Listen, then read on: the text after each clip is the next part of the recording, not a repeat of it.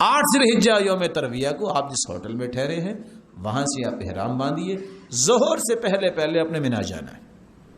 ظہر کی نماز قصر پڑھیے 2 رکعتیں. عصر کی نماز قصر پڑھیے 2 رکعتیں. مغرب کی نماز 3 رکعتیں. عشاء کی نماز 2 رکعتیں. وتر بھی پڑھیے کیونکہ وتر اور فجر کی 2 رکعتیں اللہ کے رسول نے زندگی میں کبھی نہیں چھوڑی، نہ سفر میں نہ حضر میں.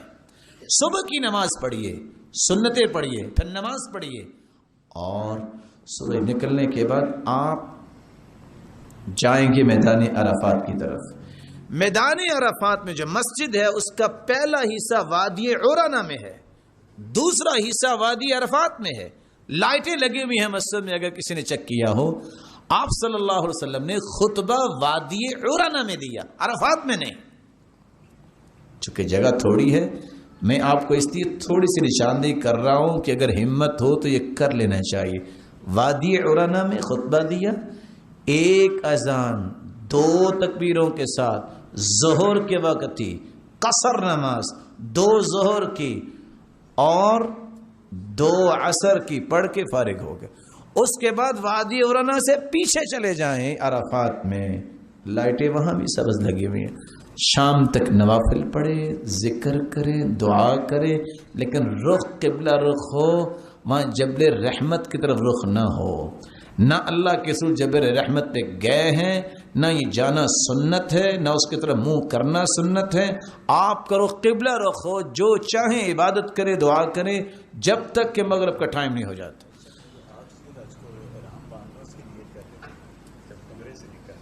اس کی نیت کی تو ضرورت ہی نہیں. آپ نے حج کرنا ہے اور حج کا لبیک اللہم حج، آپ حج تمتع کر رہے ہیں کمرے سے، اس میں کسی باہر نکلنے کی ضرورت نہیں ہے.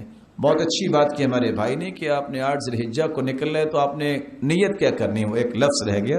جیسے ہم نے عمرے کی نیت کی تھی لبیک اللہم بعمرہ، آپ اپنے ہوٹل سے غسل کر کے احرام باندھیں اور لبیک اللہم حجن، میں حج کی نیت کر رہا ہوں، اور آپ اپنے مینا کی طرف چلے جائیں گے. میدان عرفات سے جب اذان کا وقت ہو جائے تو آپ کو مزدلفہ آنا ہے. وہاں اللہ کے رسول نے 2 باتیں بڑی مہم بیان کی ہیں. السکینہ، السکینہ، تکلیف نہ دو، سکون سے چلو. پہنچنا ہی ہے نا.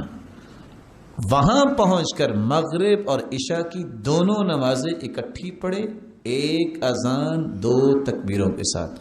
آپ حیران ہوں گے اللہ کے رسول نے 3 رکعتیں مغرب کی پڑھی اور 2 رکعتیں آپ نے عشاء کی پڑھی. وتر اور سنت فجر کی تو چھوڑی نہیں. اس رات صحابہ کو حکم دیا سو جاؤ، کیونکہ 10 تاریخ کو کام زیادہ کرنے ہیں. اس رات آپ کا آرڈر یہ تھا سو جاؤ، تہجد کا آرڈر نہیں دیا. صبح آپ جب اٹھے نماز پڑھی، فلما اسفر جدا، جب تھوڑی سی روشنی ہوگی، ابھی سورج نکلا نہیں، آپ مینا کی طرف جائیں گے. لیکن یہاں رک کے یہ مسئلہ سمجھنے والا ہے. معذور عورتیں، بوڑھی عورتیں، بیمار عورتیں، کمزور عورتیں، جب چاند غروب ہو جائے وہ فجر سے پہلے بھی مینا جا سکتی ہیں. اللہ کے رسول نے اجازت دی تھی. سودا رضی اللہ تعالی عنہ کو بھجوا دیا تھا. وہ نماز پڑھ کے کینکریاں انہوں نے مار کے فارغ ہو گئی تھی. اور نماز پڑھنے کے بعد وہاں مینا جانا ہے سورج طلوع ہونے سے پہلے. کنکریاں جہاں سے مرضی آپ لے لیں، لیکن اس کی حجم جو ہے وہ چنے سے تھوڑی سی بڑی ہونی چاہیے. یہ جو انداز بعض دفعہ ہوتا ہے کہ اتنی موٹی پکڑ کے غصے سے مارتے ہیں، شیطان وہاں بھی خوش ہو رہا ہوتا ہے. اور بعض کو تو پتہ نہیں کتنا کو غصہ ہوتا ہے. اللہ سب کا غصہ ٹھنڈا کرے. اور وہاں پہنچ کے بھی کنکریاں مارنے کے بعد اپنی جوتی اتار لیتے ہیں. یہ جو ہے نا ہمیں ایسے کرتا ہے، شیطان وہاں بھی خوش ہوتا ہوگا. یہ اللہ کے رسول کا حکم ہے، اس حکم کے مطابق آپ کام کریں.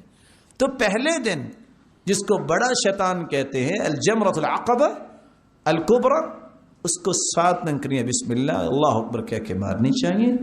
آپ وہ مارنے کے بعد، یہ پہلا کام ہے کنکریاں مارنا، دوسرا کام ہے قربانی کرنا، تیسرا کام ہے بال منڈوانا یا کٹوانا، اور چوتھا کام ہے آپ نے آ کے طواف کرنا ہے اور سعی کرنی ہے، کیونکہ آپ حج تمتع کر رہے ہیں. لیکن اگر تقدیم و تاخیر ہوگی، آپ کنکریاں مارنے کے بعد ڈائریکٹ بیت اللہ آ جاتے ہیں، کوئی حرج نہیں. آپ قربانی نہیں کر سکے، پہلے بال منڈوا لیے ہیں، کوئی حرج نہیں. ما سئل رسول اللہ صلی اللہ علیہ وسلم عن شيء قدم ولا اخر الا قال افعل ولا حرج. ان 4 کاموں میں سے جو بھی سوال آیا اللہ کے رسول میں یہ کر بیٹھا ہوں، میں نے یہ کرنا تھا، میں نے یہ کرنا تھا، یہ کر بیٹھا، آپ نے فرمایا کرتے جاؤ، کوئی حرج نہیں ہے.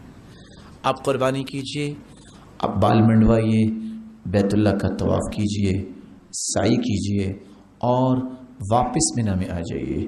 مینا میں 3 راتیں گزارنی ہوں گی اور ہر روز 11 تاریخ کو بھی اور 12 تاریخ کو بھی اور 13 تاریخ کو بھی زوال کے بعد ہر جمرہ اولا اور وسطی اور کبرا تینوں کو 7 کنکریاں مارنی. اگر آپ عورتوں کی طرف سے کنکریاں مارنا چاہتے ہیں آپ کو اجازت ہے. جابر روایت کرتے ہیں کہ ہم نے حج کیا ومعنا النساء والصبیان، بچے اور عورتیں ہمارے ساتھ تھی، فلبینا عنہم ورمینا عنہم، ہم نے بچوں کا بھی تلبیہ خود کہا اور عورتوں کی طرف سے خود کنکریاں ماری. آپ مار سکتے ہیں، لیکن یاد رکھیے گا اگر کوئی 11 اور 12 کو کنکریاں مار کے واپس آنا چاہتا ہے فمن تعجل فی یومین فلا اثم علیہ، اس پہ کوئی گناہ نہیں ہے. وہ 13 کو اگر نہیں مارتا جو کہ افضل ہے، لیکن اس کے لیے شرط یہ ہے کہ مغرب سے پہلے آپ کو مینا سے نکل جانا چاہیے. آپ 13 کو کنکریاں مارتے ہیں، یہ افضل طریقہ ہے.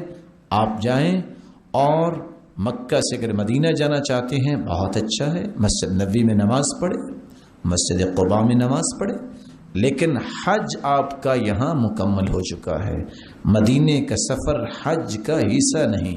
مدینے کا سفر یہ ثواب کے لیے کرنا چاہیے کہ میں مسجد نبوی میں نماز پڑھوں گا، 1000 نماز کا ثواب ہے.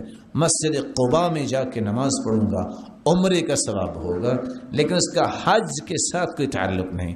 اگر آپ نے مدینے سے واپس آنا ہے مکہ تو آپ کو آپ کو وہ طواف الوداع کرنا ہے، جس کے بارے میں آپ نے شروع میں سنا.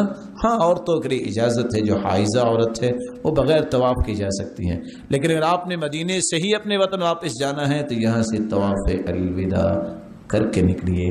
ایک چھوٹی سی بات جو مشکل وقت میں کام آئے گی، اگر آپ کسی وجہ سے طواف حج نہیں کر سکے، وقت نہیں ملا، بیمار ہو گئے، کوئی ایسی پریشانی آ گئی، 10 کو نہیں کر سکے، 11 کو کر لے، 11 کو نہیں کر سکے 12 کو کر لے، لیکن جب تک آپ طواف نہیں کریں گے آپ احرام نہیں کھول سکتے. 4 کام ہیں، کنکریاں، بال منڈوانا، قربانی کرنا، طواف کرنا. اگر آپ 2 کام کم از کم کر لیں تو پھر آپ لباس پہن سکتے ہیں، لیکن لباس پہننے کے باوجود آپ اپنی بیوی کے پاس نہیں جا سکتے جب تک تحلل الاکبر نہیں ہو جائے گا. 4 کام نہیں ہو جائیں گے. اگر 13 تک بھی آپ طواف نہیں کر سکے اور آپ کی 13 کی فلائٹ ہے، آپ ایک ہی طواف کریں گے، یہ طواف حج بھی ہوگا اور طواف الوداع بھی ہوگا، اپنے وطن کو واپس جا سکتے ہیں. تو رسول اللہ صلی اللہ علیہ وسلم نے دین کی آسانیاں بیان کی ہیں. حج یہاں تک مکمل ہوا. اگر آپ مدینہ جاتے ہیں تو آپ وہاں نمازیں پڑھیں، وہاں آپ جیسے میں نے کہا مسجد قباء میں جائیں، آپ کو عمرے کا ثواب ملے گا.